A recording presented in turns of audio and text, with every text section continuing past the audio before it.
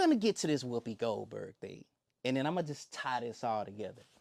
Whoopi Goldberg and The View, which they're very liberal, are just so disappointed that Trump has won that they have, stepped out of their way to critique him. That's fine.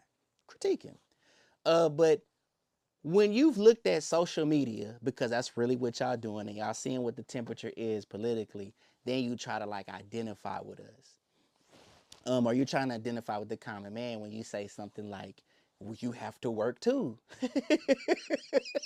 Like Whoopi Goldberg says she gets it, that she has to go to work on the daily and she can identify with us. This is an issue with liberals.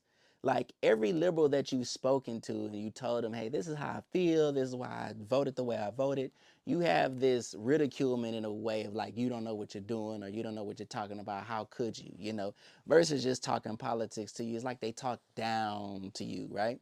But I think they got a lot of feedback with the common person has said. And then you have someone like Whoopi who's still seemingly talking down on you, talking about she has to go to work every day. She goes to The View. Like I think it was a stat or some guy broke down how much she gets paid and it's like $74,000 a week. It totals out to that. I don't know where her actual payment is, but it's like it's millions and millions a year. I think she's worth like 60 million. She may get like 5 million a year. Man, we are not the same. You and me are not the same. I think that's terrible. Another thing that turned me off about Whoopi is when she talked about if you're mad that a drag queen is reading a book to your kid, then saying you really need to be mad at this guy. You need to be mad at him for what I feel is egregious, and you don't need to be mad at this. And like, how do you tell people to change their feelings because you feel a certain way? Like, how do you do that?